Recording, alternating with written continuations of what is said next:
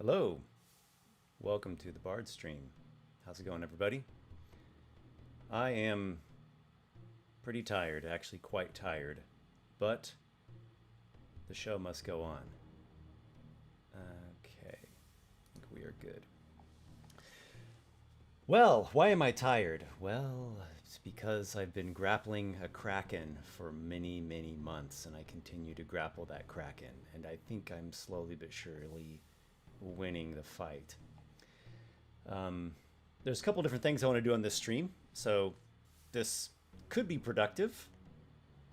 That's the hope. I'm gonna first of all do a patron drawing live. I guess I haven't done that before, or maybe I did a long time ago, and maybe I'll get more back into the habit of that. I think it'd be pretty cool to live stream the drawings that I do. It'll be kind of like what I did with the raffle that I ran with Monstrous Heroes Kickstarter.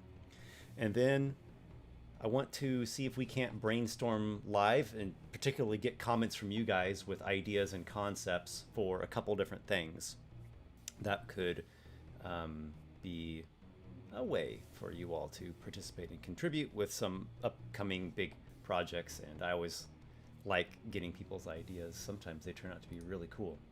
So I've got my chat up here, and I see you all already chiming in. Thanks for the cure wounds, Dragon King. Though maybe I probably need to cure wounds. I probably need like a bear's endurance. Get my con score up. Strat player. What's up, Adam? How you doing, man? Tevin Daniels, found your channels from your monster ranking vids. Cool. I have plans to do more ranking videos. Monster ranking and non-monster ranking, other types of rankings. So I've got one actually that seems like it could be pretty cool. No spoilers though. Okay, so let's just dive into this. So I'm gonna start with the drawing. I would call it a drawing. It's actually a virtual spin of a wheel of fortune. So the patron wheel spin. So if you don't know, I've got this Patreon, and I put stuff on there every month. I put my newsletter there, like a free public version that anyone can grab, and then a patrons only version that has a lot more content in it. And then I also post maps, like dungeon maps, RPG maps there every month, again with a free version, and then a patron version, which is bigger and has more to it. And then I post some miscellaneous things there, here and there. So there are some different levels of support for anyone who both wants to support my channel and my work, and who wants to get in on some of the exclusive rewards that I just mentioned. Well, there's another reward. I do this drawing every month. I draw 2 names from patrons, and the higher your tier is, the higher like your level of support is on Patreon, the more times your name goes into the drawing. Why don't I just show the actual wheel? Shit's already spinning around there. Okay, there we go. So like people at the lore keeper level got their name in 1 time. The counselor patrons get their names in 2 times each, plus get access to the patrons council on my Discord, which is a channel I'm pretty active in. Grand patrons get their names in 3 times each, and mythics 5. There's only 1 mythic at the moment. You'll see his name in there like 5 in a row. All right, so I do 2 drawings every month. I draw 2 people's names, and then whoever gets drawn, you get to pick a reward. You can have your own monster concept put into the next newsletter, and I'll give it the 5e stat block and lore, get artwork to go along with it, bring your idea to life, or we can do like a private one-on-one Zoom call for whatever you want to talk about. I can give you feedback on whatever creation of yours. Probably something else. Kind of anything. It's really just up to you what you would like. So I think it's a fun thing that's seems to be a win-win. Okay, so let's draw a couple names here and see who the selected patrons will be for May 2024. Let's give it a spin here. Round and round she goes.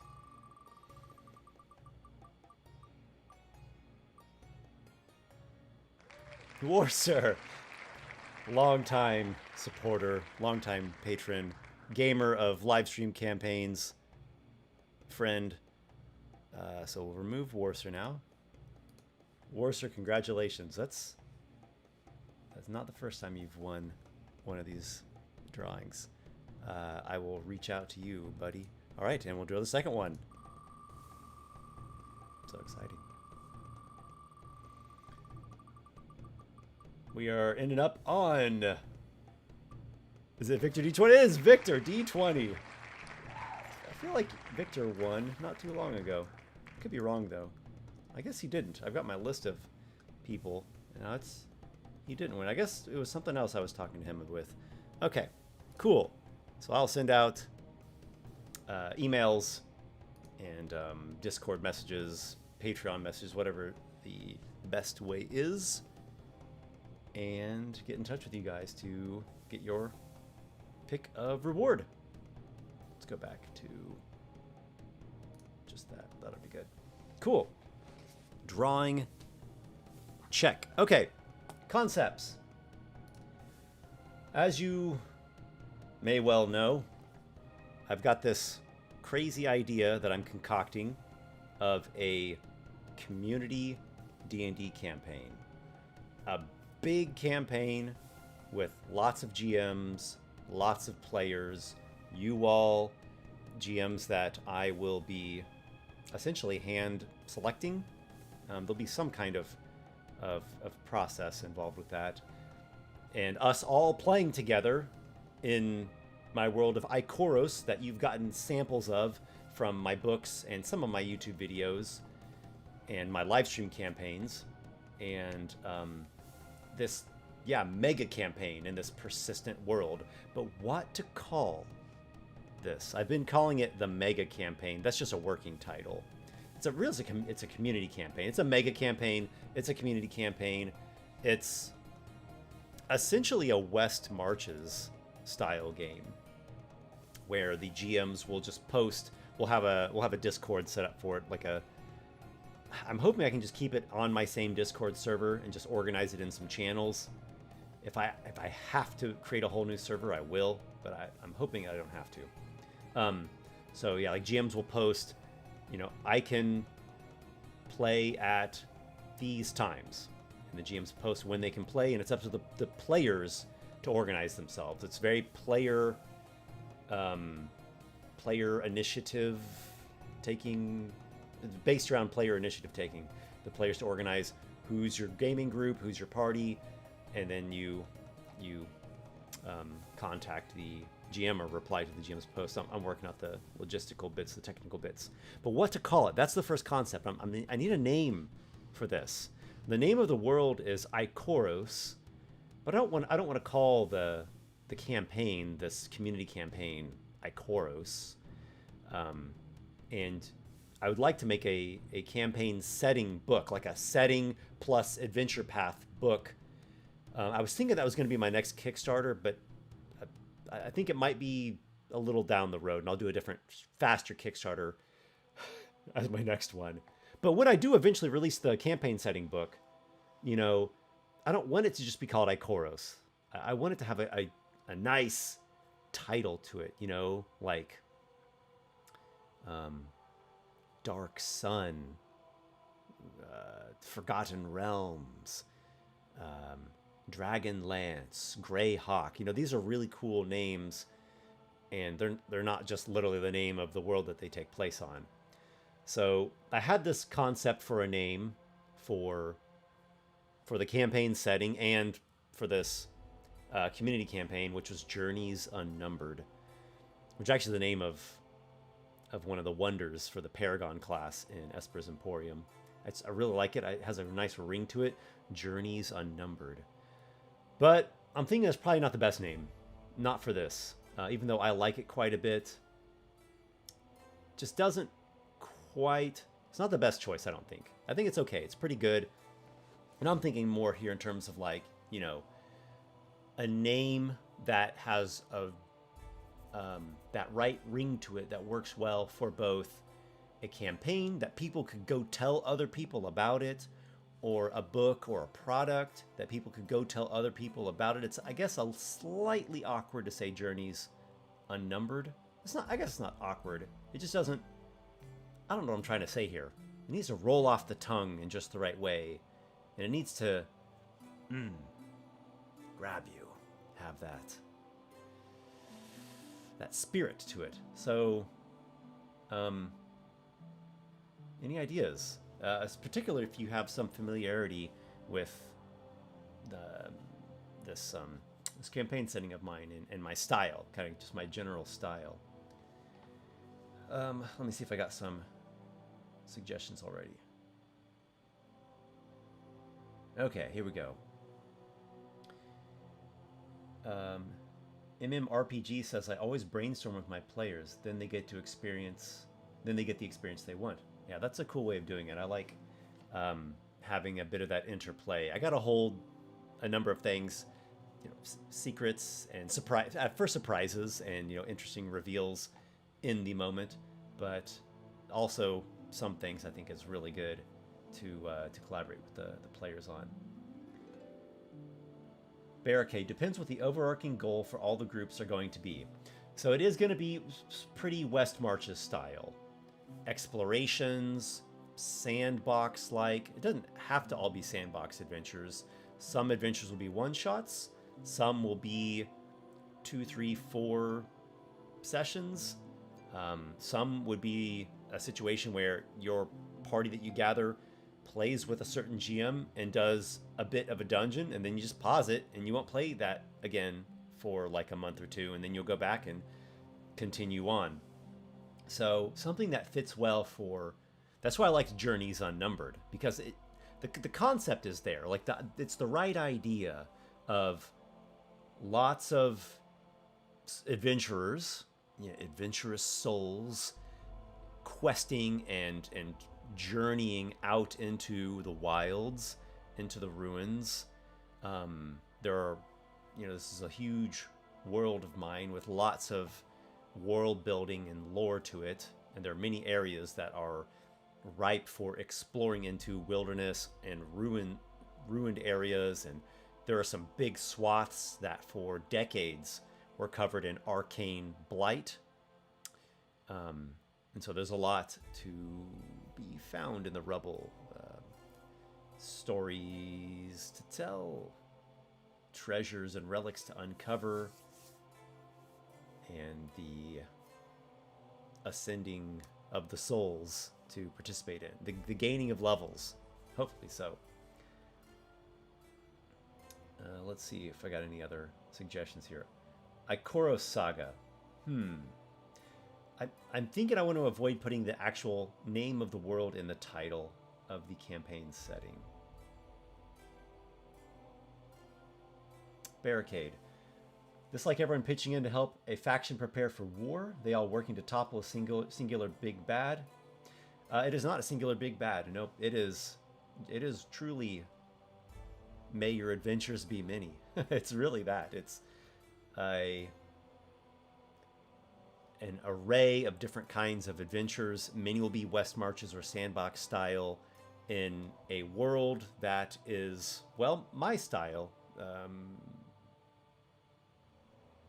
A bit gritty, a bit more grounded, a little bit more touch realistic, a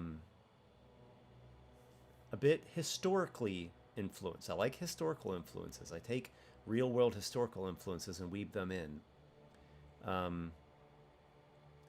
A bit more mature, a bit more serious, in some ways more old school, because I have a lot of inspiration, a lot of influence from classic games, movies, books, music, things that were made in the 90s, the 80s, 70s, even before. But I'm also kind of new school too. I like being innovative, and I like pioneering ahead and being sort of avant-garde. I like utilizing new tools that come out. So something that kind of hits in those tones. The Little Wars, Confluence, the Stomping Grounds, Bard World trademark, Rendezvous, Song of the Cliff, Teate, The Great Tale, The Wars of Ash, Journeys Untold. Another thing that has dissuaded me from Journeys Unnumbered is that it might get numbered, especially but when I go and run some live stream sessions in this campaign. They'll probably have numbers to them, right? Episode 1, Episode 2, Episode 3. So that's a little bit weird. It's kind of like how it's called Forgotten Realms, but it's a little bit weird that it's called Forgotten, because like people are constantly creating knowledge for it and writing the stories and the rememberings. It's more like Remembered Realms. I like how open-ended it is. Hi, all. Yeah, Barricade is making a good point here. There is a delay between when I say something and then when you all actually hear it, and when I'm able to catch up to speed on your messages. There's always a little bit of a lag, but that's okay. Stephen Miles, Shadows of the Past. Orchard House. Some fictional worlds have this idea that everything is one big story, so that is why I thought about The Great Tale as a name. So there are some potential with this being West March's style that after embarking on like a foray or a scouting mission or whatever adventure a party does, that the players themselves write a report or a log. It could be short. It could just be one paragraph or maybe a few small paragraphs, and then post it in one of the Discord channels, and so people can read like scouting mission notes or adventure notes or a delve report about what is at a certain location. Milieu, 1,000 Odysseys. 1,000 Odysseys. That's probably the one I like the best so far. I don't know if you go by TWAPO or TWAPO. So 1,000 is a great word, especially when it comes to the fantasy genre, when like fantasy in a sense of like a medieval type world or an ancient type world, because if you go into too big of numbers, it actually sounds modern or modern for sure, or potentially futuristic. Like million does not have that old world ring to it, but 1,000 really does. And in fact, there are examples of how the word 1,000 is used even back in ancient times. Like even at some points in the Bible, it's biblical scholars think it's used this way as well at certain points in the Bible. It's not meant like a literal exactly 1,000, the numerical count or quantity, but a symbol for a long stretch of time, like 1,000 years, or just a big quantity, a vast quantity. These are things that I've kind of picked up on over the many years of being a writer. Certain word choices matter a lot. Like I've learned that it hurts the tone in, pardon me, it hurts the tone in my like serious long form fantasy writing if I use words like seconds and minutes even. I don't usually use those words. It sounds too precise, too scientific, too modern. Like, where do they have these accurate instruments just all over the place for measuring seconds and minutes? Hours isn't bad. I think hours works well, and it also kind of like thousands can be used more poetically, more symbolically. And then Odysseys. Well, Odyssey is just a fantastic word. I really like the word Odyssey, and I love the book Odyssey, like Homer's The Odyssey. Such a just classic foundational work of mythical storytelling, and that's what we're doing here with all this. We are myth making. We are being little creators, and it's so inspiring. 1,000 Odysseys. Okay, so that's the one that I've gravitated to the most so far. Avant-garde. You got some real knee slappers tonight, Adam. The Wars of Ash, seeing that one again. Think late Roman Empire declining. Actually, there is an empire, but it's essentially brand new in this world, the Babylonian Empire. It's only about 11 years old. I'm not going to lore dump on you guys. I'm not going to just sit here and give you a whole bunch of exposition, because there's quite a bit to this world, as I've been running long form campaigns in it now for... First one started at the very tail end of 2017. So what's that? Close to 7 years. The most recent war that concluded in the world 11 years ago is when it ended, ushering in the current age and the establishment of this Babylonian Empire, was the Infernal War. But that's all over. It's all wrapped up. Gray Fox, just don't make it a musical. I love music, but I've never made a musical before. Maybe it should be the Great Tales in plural. Etchings of Time.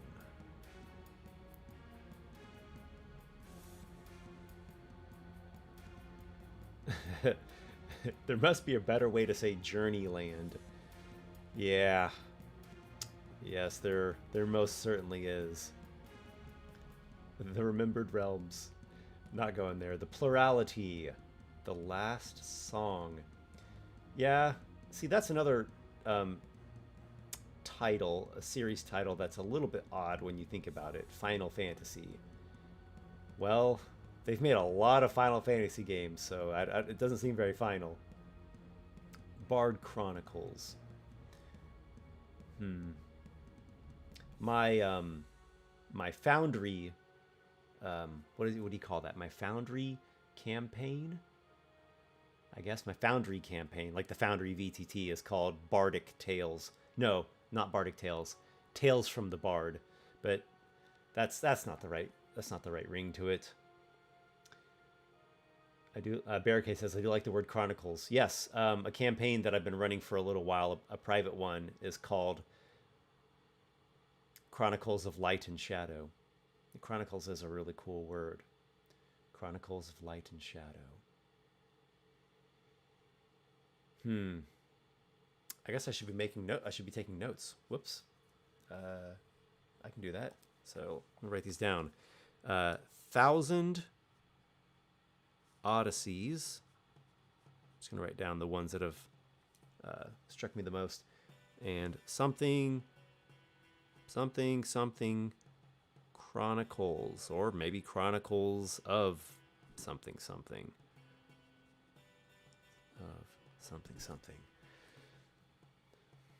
Gray Fox, tens of thousands, even better. Tens of thousands works too. Yeah, but just anything with the word thousand really is the important thing. But when you start saying like millions, billions, trillions, it just sounds too modern.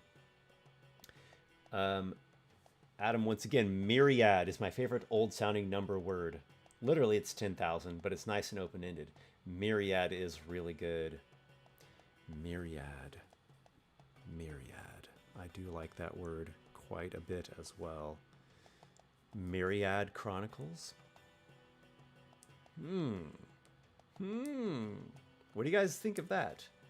Myriad Chronicles. Myriad is a really cool word. It's one of those words that it's familiar enough that pretty much everyone knows it. I think it's a word that I think we can pretty safely assume if you just say it, just whatever in conversation, or you read it, or you write it. Most people will just get it automatically. It's not one that anyone will have to stop and think about. It's not as common as the most common words, right? It's not common like tree or dog, but it's common enough. It's kind of like right on that borderline of common and esoteric and poetic, and slightly just has like that hint of obscure. It also kind of looks like, or sounds like, a name, like a proper name. Like I could see Myriad being the name of a nation or a city or some region. Myriad Chronicles. 1,000, Odyssey, Chronicle, Myriad. We're getting some good words here.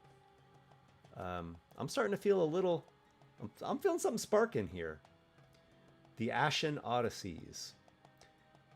I wouldn't use the word ash to really refer to the entire campaign setting. That sounds like something more to a specific region. Worm Odyssey. The Esper Odysseys. I would really prefer to leave the Esper name out of the campaign setting. Yeah. Something about 1,000 heroes or companions, or some word meaning a group of people. I like the concept of Ouroboros, but not sure how to use it in a title. Huh. I wonder if Ouroboros could be a symbol on like a symbol or an icon that represents the setting, or maybe a symbol on the book cover. I'll make a note about that too. Ouroboros icon or symbol for setting, or on cover.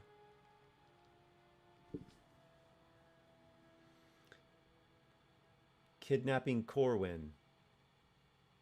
Encomium. Probably not encomium. Eternal myth. Perpetual myth. Myth enduring. Eternal is pretty...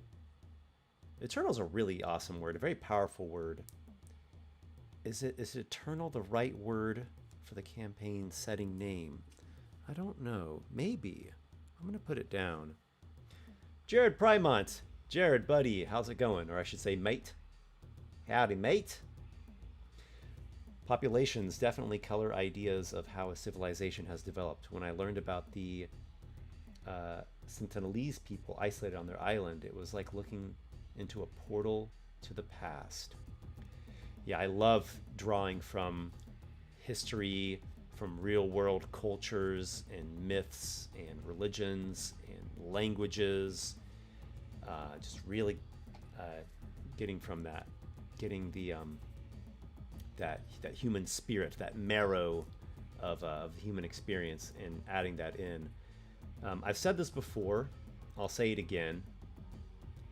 My take with fantasy, my approach with fantasy is that since fantasy as a genre is already so magical, right? Fantastical, kind of far out there, monsters, magic, you know, gleaming treasures, elves and dwarves and dragons and wizards, and it's already kind of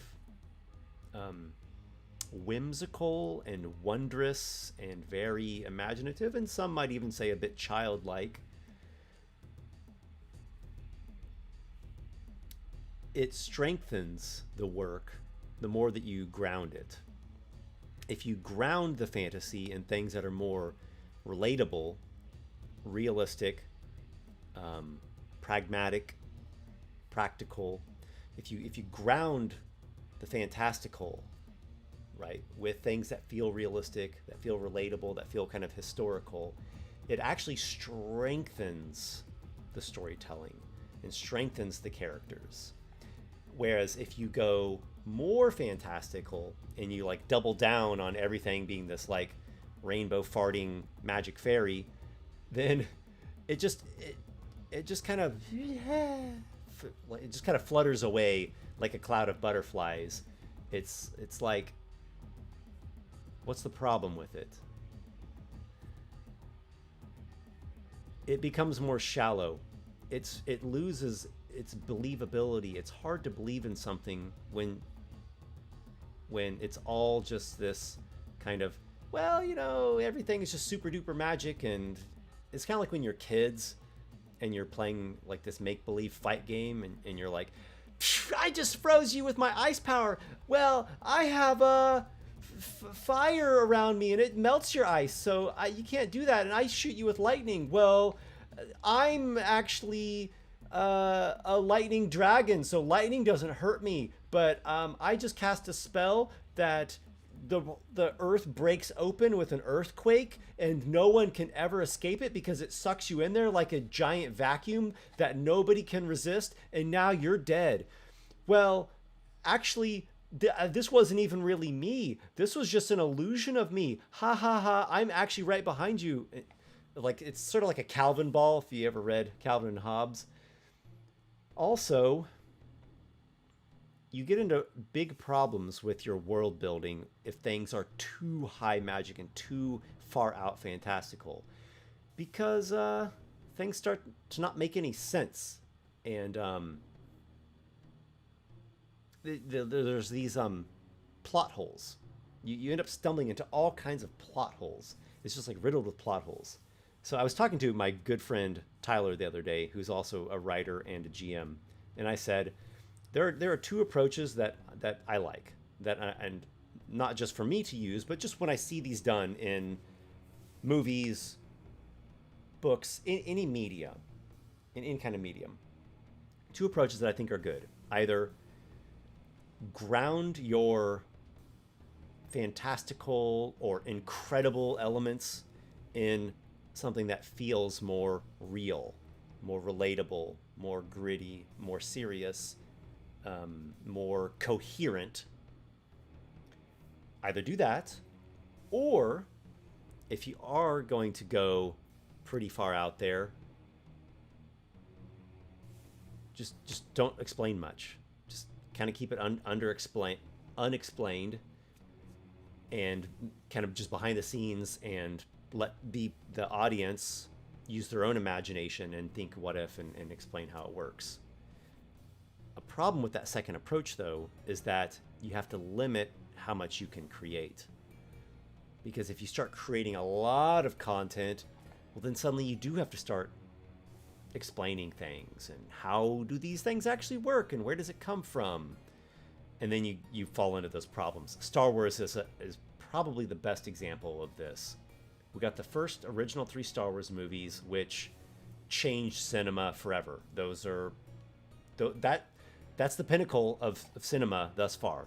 Nothing has ever been more groundbreaking and successful than the original 3 Star Wars movies. Those are like modern day myths. But they didn't over explain too much. They just gave you little bits that made you hungry for more, made you want more, and you just got these little glimpses, and that's it. It didn't get explained. Oh, but now let's make some more. We want to make some more profit. Well, now you got to start explaining things more. And you have to start developing things more. You have to start showing people's backstories. When we get Darth Vader's whole backstory, and it's like, well, that didn't make Darth Vader better. That just made him another guy. And now there's like this scientific explanation for where he is. And all the mystery is just gone. The magic just got dispelled out of it. And then comes the sequels. And then comes like 1,000 Star Wars movies and shows, and now it's just like, you spoiled it. Too many cooks spoils the stew. I'm sorry, I've gone on a tangent here. Sorry. Let's get out of the ramble, and I'll go back to looking at concepts for the campaign setting name. Barricade. So to be clear, what is the end game here? Isn't all ending with big fight or climactic battle or event? Are you waiting to see how it all plays out before you formulate an ending goal? There is no ending, or there's no ending in mind. There's no like set thing. This is an entire world of adventure with many different GMs and lots of different players. My whole community of subscribers and patrons and followers, and just in theory, whoever. I think this can scale up really high, all contributing together to this persistent West Marches style, often sandboxy mega campaign set in my campaign setting of Ikoros that I'm in the process of revamping, developing better, relaunching. Jared Primont dropping some great vocab here. Allotment, chronology, instance, epoch, shift, stint, tempo, tide, moons.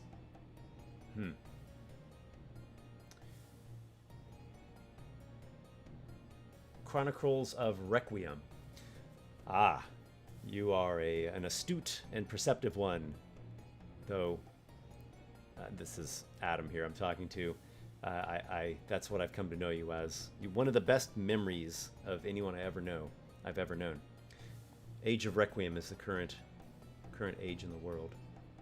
Tubby Gentleman, Songs of Myriad. Esper's Invoking Epoch. Guys, I don't want to put Esper in the name of the campaign setting. Please, no. Rainbow Farting Magic Fairyland. Done. All right, guys. We're not getting any better than that.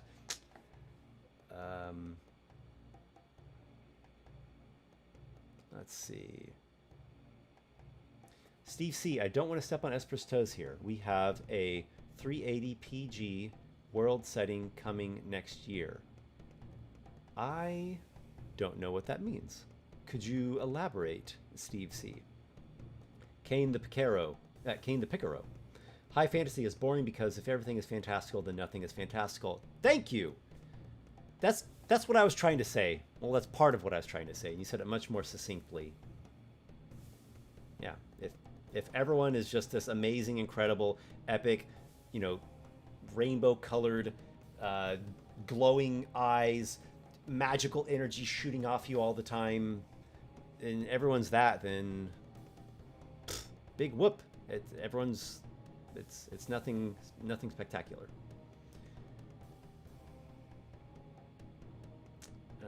Let's keep scrolling along here.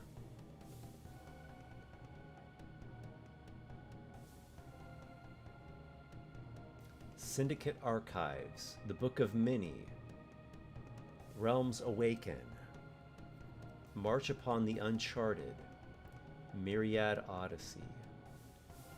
Isn't there something already called Myriad Odyssey? I swear that just vaguely rings a bell. I'm going to Google that here real quick. Myriad Odyssey. Nope.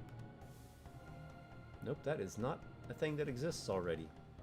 At least. Oh, wait. Myriad Odyssey. Shooting, producer, director, London. View Myriad Odyssey's profile on the dots. Okay. Well, in any case, any name I come up with, I'm going to have to do my due diligence and see if it's something that already exists.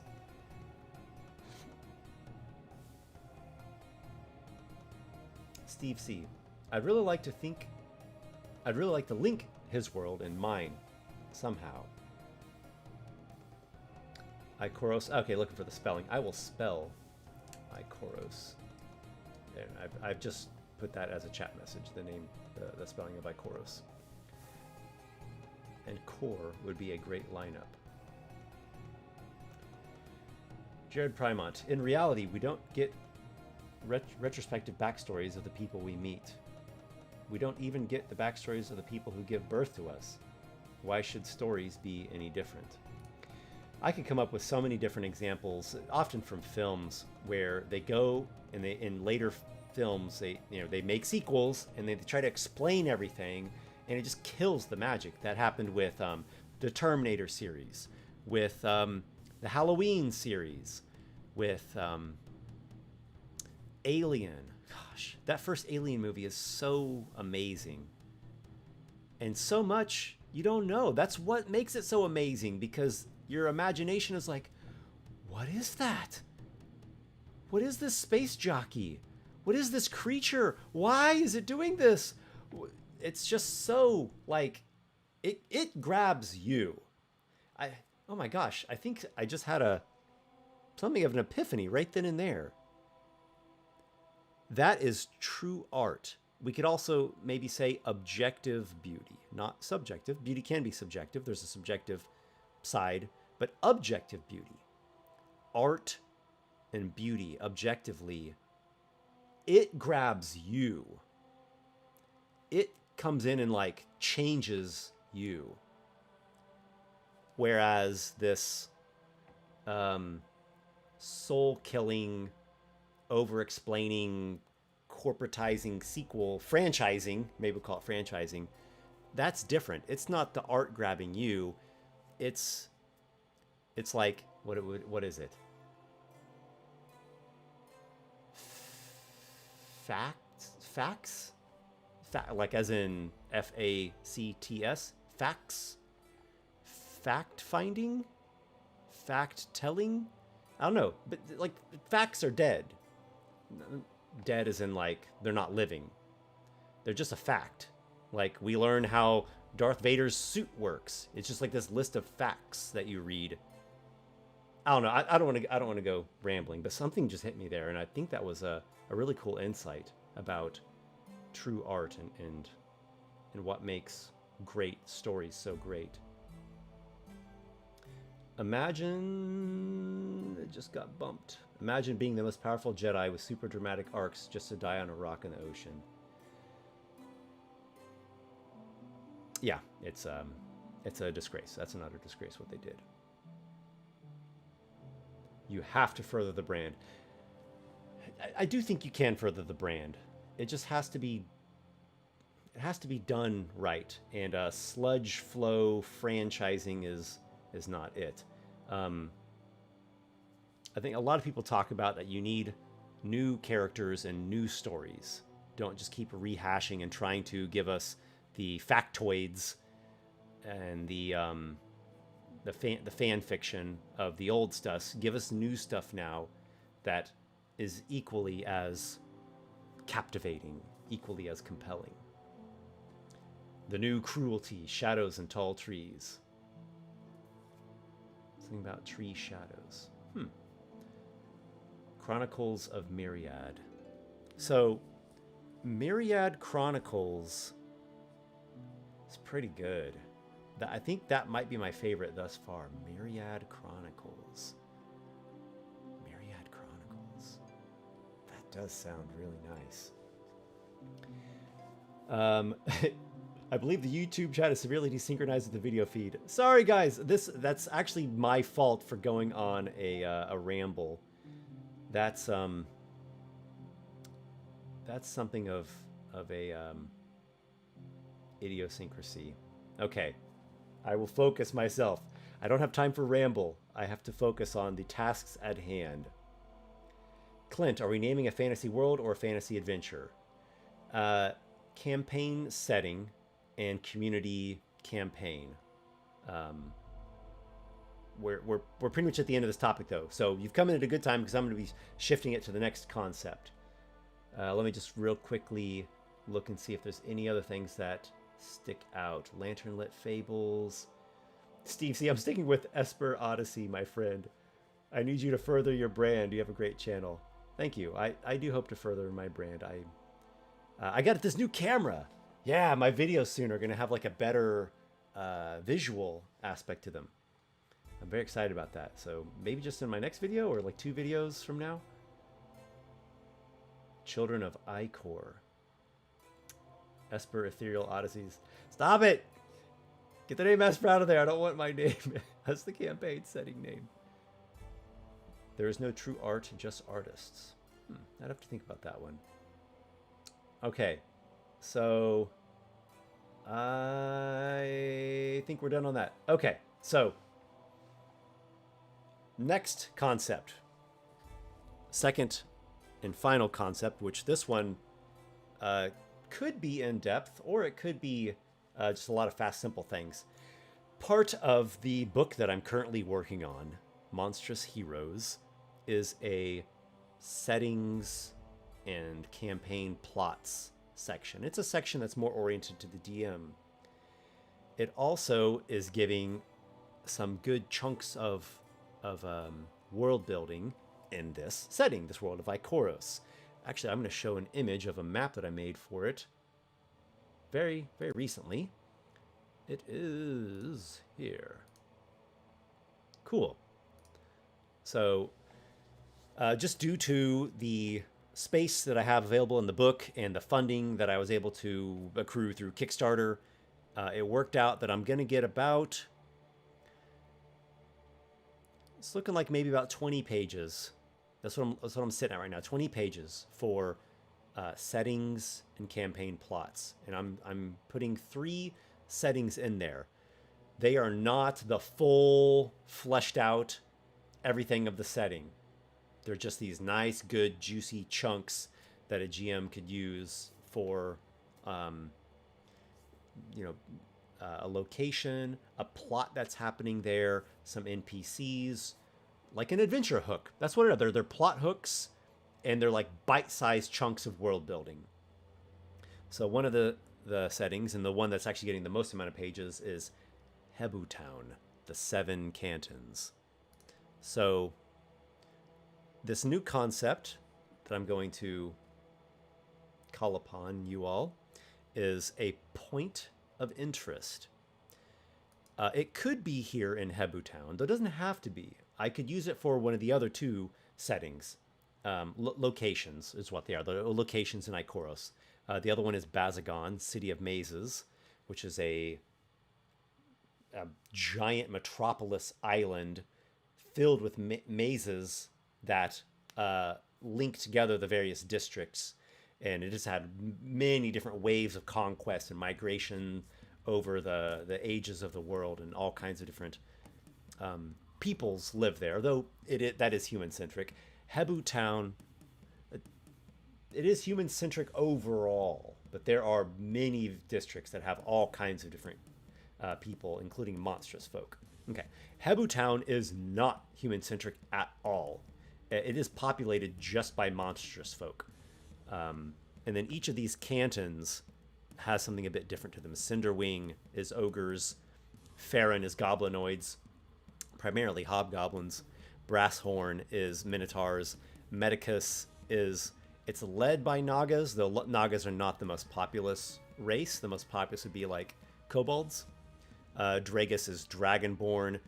Villa Magnus is actually a big mixture of a bunch of different monstrous folk, though orc is the most common. But there are goblinoids, there are kobolds, there are Durgar, which I guess would be not exactly a monstrous race. They're not super populous either, but they're a kind of darker, corrupted form of dwarf. Baketra is a derelict canton. It's abandoned and forlorn, and it has a history as to why that is. Actually, it was occupied by humans, though they were not from this part of the world. They came over from a different nation, constructed this canton, and then had some big problems here, and they left. And they had big problems where they went to, and they're just sort of a dead faction in the world. But that's like the ruins of their canton. So I've been working a lot on Hebutown this like past week. And so a point of interest is what we're looking for here. Again, doesn't have to be for Hebutown. Could be for Bazagon, City of Mazes, or it could be for Murkthorn, where shadows dwell, which is essentially an underground Arachneer city, and a dark, spooky, and shady place, a dangerous place. They have like a black market crime network that spans multiple nations. There are also tieflings there, and like a coven of vampires that live there, and some other undead that occupy Murkthorn. So a point of interest could be for any of these 3 locations. I can kind of work with about any sort of concept, because concepts are curious. Sometimes I get a concept from someone and it's like, fits perfectly, and I use it almost completely as it is. Like after I've done my editing and alterations to it, it's like 80% still the same as the original concept. Sometimes it's sort of a 50-50 thing. It's like, okay, I need to extract a bunch out of it and replace a bunch and do like some kind of major surgery to it. So that's fine too. And then sometimes I really can't use the concept at all, but there's something in it. There's like some little, like one line or one word or some idea, some seed. It's a seed is what it is. And that seed kind of gets my gears turning and makes me think of like something else. And then it just is a total transformation. But that little spark was all I needed to get my creative flow. Okay, so a name of the location, just a quick little idea of what's going on there. What is this place? The description. Who is there? It could be an NPC or 2, or just a generalized, like what kind of things live there, or a faction lives there, or just this one creature lives there. Who? So what was it? Where, who, and what? A plot. Like a little plot hook. This can be super fast. I know you guys are typing in comments. You might be typing on cell phones, so I'm not expecting that anyone's gonna like write me a novel. I don't need a novel. That's not helpful. Short, little bite-sized things is what I'm looking for here. So what is the place? What's it called? What is it? Like a description of it. Who is there? Like NPCs or creatures. And a little plot hook. All right. Let me go to the comments. To Wapo, I love maps. Man, I love maps too. I love discovering maps. I love looking at maps. I love drawing maps. They're so inspiring to me. In fact, I might be making another map still to go along with this Hebutown setting. Like that, it's a map of that nation that it's in called Jaya. It's the southern continent that's just wasteland regions. It got obliterated in this old war called the War of Three Dooms. So Hebutown is really the only city. It's the only active living city presently. Everything else would be either small points of light settlements and mainly just wastelands, blighted wastelands, and ruins of kingdoms. There were three kingdoms traditionally: a giant kingdom in the west, a Naga kingdom in the central portion, and a dragon warring kingdom in the east. Oops, all goblins. Steve C. S. Forgot to run. Good luck to you, my friend. If you ever change your mind about linking up, the offer is always on the table. Good night. Yeah, man. We'll see. We'll see where that might lead. Twapo, Crusaders sieging the city like it's Bossing Sea. Crusaders sieging the city. Okay, so I'm going to turn my page here in my notebook. I'm writing by hand this evening. Writing by hand is a different experience than typing. Something different happens in the artistic process. Something more, well, it's more organic, has a more of a physical interaction. It's more, I don't know, something more poetic. I like writing poetry by hand. Okay, siege. Siege. Well, there's not any big sieges going on of Hebutun right now, but again, I might be able to take that little seed and grow that into something. It could go on to spark some other idea. I like standing stones as a point of interest. Okay, we got a siege. We got standing stones.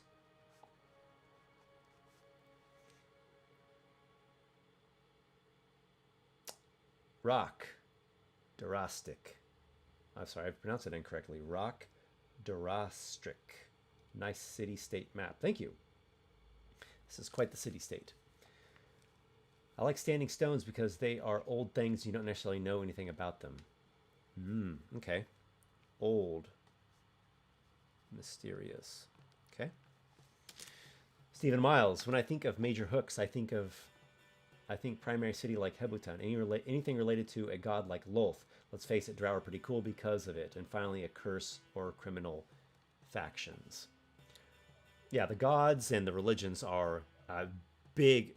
That's a major element or distinguishing feature of this campaign setting. It's a very mystical. The gods and the religions, I'm putting a lot of thought into them and how they interact with the world and how the cosmology functions. Yeah, that's a big deal. A curse, a criminal faction. Curse, criminal faction. I've got this one criminal faction that I've been working on for Hebutun. But again, it doesn't have to be for Hebutun. It could work for another location. The new cruelty. All right, the location name is Monoba. Monoba. King of the Hill. King of the Hill. Displace them and receive your reward. Displace them and receive your reward. Okay. Bertie Sanders, what's the lore behind Titans in this setting? In the original, the first age of the world, which people have dubbed it the Age of Cataclysms. Gods, Titans, demon lords, or arch-fiends, maybe we'd say, and other miscellaneous beings of power walked the world and fought for control of it. And they created mortal races, and the mortals worshipped right at their feet. And the world was racked with deific wars, deity-scale wars across centuries. And these titans and gods and demon lords eventually ended up killing each other. They by the end of it had slain each of them. The blood of the gods seeped into the world. The ichor seeped into the world. That's where it gets the name Ikoros from. And that blood is what gives creative force, gives power, gives magic. The ethereal plane now blocks out these kinds of greater spirits. So nothing can invade nothing should be able to invade the world and use it as a battleground again. And there is an accord between the primal spirits that compose the veil of the ethereal plane and the gods. Siren's Call. Gang of all-female criminals. Gang of all-female criminals. Stole an idol, which brought forth a deity's ire, poisoning the land. Stolen idol, deity's ire, poisoning the land. Okay. Earthfast, a nature-ish settlement. The head priestess wants you to find a special seed to plant in the circle of standing stones. Earthfast. Nature, what would I say, connected? Good enough for shorthand notes. Head priestess wants, you know what? This is not a good position for me to be writing in. I'm going to put it like this. You to find seed to plant in the circle of standing stones. Plant in circle of standing stones. Okay. Orion Heller, an animal sanctuary in which woodland creatures and runaway pets frolic peacefully. When the party approaches, the animals are drawn to one character in particular for reasons only the DM knows.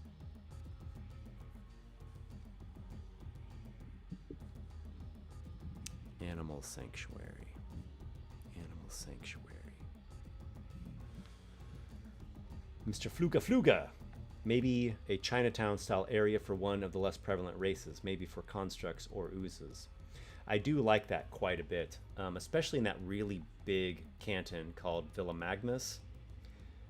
It's the most populous and biggest one, and I think there's all the cantons essentially have some like small minority miscellaneous population, but Villa Magnus really is the one that has a huge array, like a big variety of different creatures living there.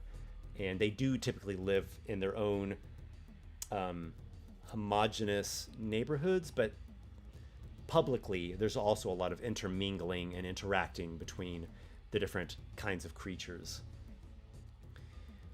Constructs or oozes. Constructs and oozes. So,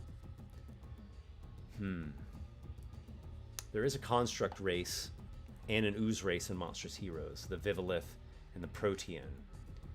Though they don't really strike me as races that are like that, right? That would have like a neighborhood of them living together. It has to do with their lore, their place in the world. But the general idea you have, I like, is quite a bit. Focus on a what we call it, like a minority community, on a minority community. And I wonder if I could take a different race out of the Monstrous Heroes book and put that in there, like gosh. In a way, the Protean is kind of cool. Maybe it could be Protean. I'm gonna put a question mark by that. Maybe Protean. Maybe the plant, the Arborean. Okay. I think troll also fits pretty well because trolls are not civilized at all. They don't have a society. They don't have towns. They don't have cultures. And they're just the savage things out in the wilderness. But there are a few that do dwell in cities. And, you know, they might dwell in, like, lurking in an undercity or a sewer or some misbegotten area. There's a lot. Trolls are, for big dumb brute creatures, they actually have quite a bit of flexibility to them. Maybe Protean, maybe troll, maybe a lycanthrope. Okay. Strat player 05. The Salvage Guild, run by some gruff dragonborn in Dragus, dedicated to recovering valuable loot from Baketra. That's pretty cool, man. Salvage Guild, Dragus, recover from Baketra. That does fit quite a bit, because Baketra Canton has been looted already a lot. I mean, it's been abandoned for I don't know off the top of my head. I got it on the timeline somewhere, but it's been quite a while since it's been abandoned, like several decades. So it's been pretty well looted out. But you always know there's still something in there. And I could see this sort of salvage guild operating all throughout Hebu Town, and even in the surrounding regions, maybe a bit too. There are some locations nearby, like Scornhold. Scornhold Citadel is not too far from Hebu Town. It's like 30-50 miles to the south of here, kind of in the foothills of these mountains. And there's this big pagoda monastery called the Chaste Redoubt. There's a volcano called Black Belcher. Anyways, gotta remember my not rambling mental note from earlier. The new cruelty, Chorus, a place between ley lines where bards and paladins find inspiration. Chorus, between ley lines, bards, paladins find inspiration. Okay. Okay, I'll just grab a couple more and then I'll be done with this concepting, because you guys have given me a lot of good stuff to work with here. Going on a quest for a ghost. A demi-lich added to part of a wall on accident, like in a catacomb, and needs help to regain his power. Probably offers a generous reward. Dicey. I like that. Demi-lich trapped. Help him get freed for a hefty reward. At the cost of potentially your mortal soul. Very nice. A single flower growing in the wasteland that is calling out for an unknown reason. I like that one a lot. Single flower growing in wastes, calling, crying out, singing, etc. Okay. Wow. I like that one. You have some good ideas. I don't know if I'm supposed to say Tawapo or TWAPO. Tubby, gentlemen. I get a hoot out of that name. Gnarlna. An old grove of dryads turned to stone by a curse. Now more a cave than a forest. Dwarves been mining it for treasure, but awakened something inside and have been struck with plague. Gnarlna. Dryads. Petrified. More cave than grove. Dwarves mind. Struck evil slash calamity slash plague. You guys got some good ideas. Your chair looks like a modern army spectacled helmet when I glance at an ankle. It's a good chair. I like it quite a bit. Monster mobsters. Need I say more? Well, there are many thuggish sorts throughout Hebu Town. Many parts of Hebu Town are pretty rough and tumble, pretty dangerous. The new cruelty. Lasgovin Doberbowen's wagon. Essentially a TARDIS in the form of a two-leveled horse-drawn wagon. With the wagon, there is a doorway serving as a connection between Faerun, Midgard, and other worlds. This setting explicitly is not a multiverse and never will be a multiverse and rejects multiverse. However, magical wagon with a curious NPC wagon driver is pretty cool.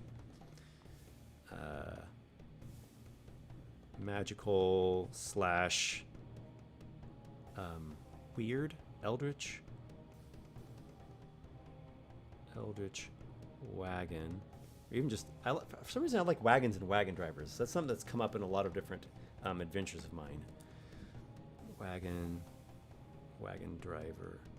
Okay, let me just grab a couple more here and then we will call it. Stephen Miles, a bony composition, a lich who dreams of crafting the perfect piece by any means necessary. Seek his choir and silence their song once and for all.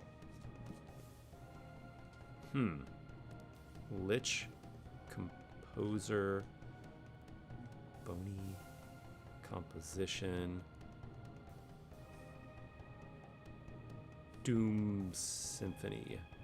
Or maybe we'd say a Symphony of Destruction. How about a wagon pulled by 7 elephants? Wow. That'd be quite a wagon. It's hard to tell from the map. Is this a city up on a cliff or is it a port city? It seems close to water based on the map. Yes, indeed. It is. It is exactly both of those things. It is atop sea cliffs, high sea cliffs, overlooking the Bay of Selim Jun. Saudaval, an industrial alchemical city built primarily for the purposes of mass-producing healing potions. The healing potion bit doesn't grab me, but the other parts really does. Asepsis aficionado. I don't know if it would fit this setting. Maybe in Bazagon? There's something that I find very interesting about this, like, fantasy industrial. I really don't know if it fits the setting. In the old Magic the Gathering Mirrodin, and they kind of did it pretty good in the later Mirrodin, Scars of Mirrodin block, but like the original Mirrodin block, there was that Mephidros region that had those big vaults, and the like fume vents, and the like creepy undead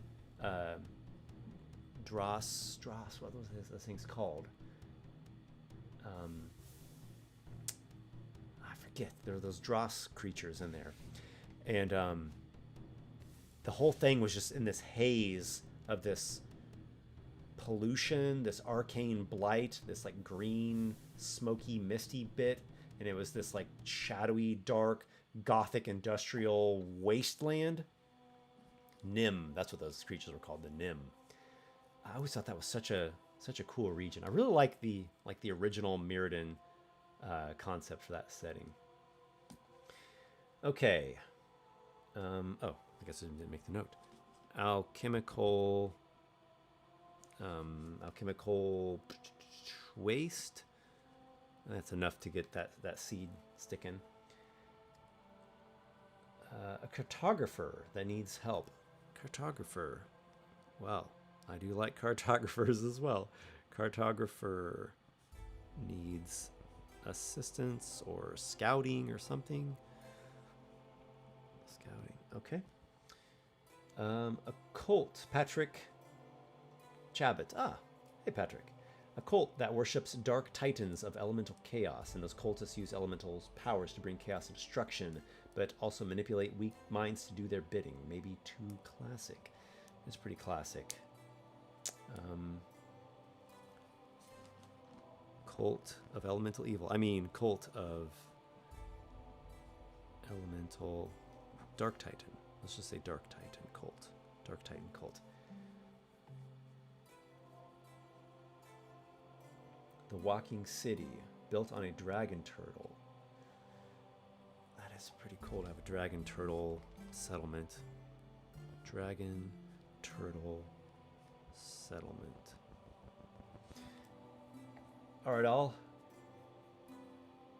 That Oh, Orion. Yeah, chiming in there. The zombies of the Mephidros were called the Nim. You got it. The fog was called the Necrogen Mists and was corrosive to the skin. That's it. Everyone, thank you much. This was another really cool Bard stream. I enjoyed brainstorming with you all and interacting with you all in the chats. I feel like there's some other kind of like announcements or updates that I was supposed to say and I didn't. So, yeah, so be it. I will continue diligently working and try to get this hefty kraken of a book finished up so I can move on to other projects, namely the big community campaign and then my next Kickstarter book, which now is looking like it's going to be an adventure module.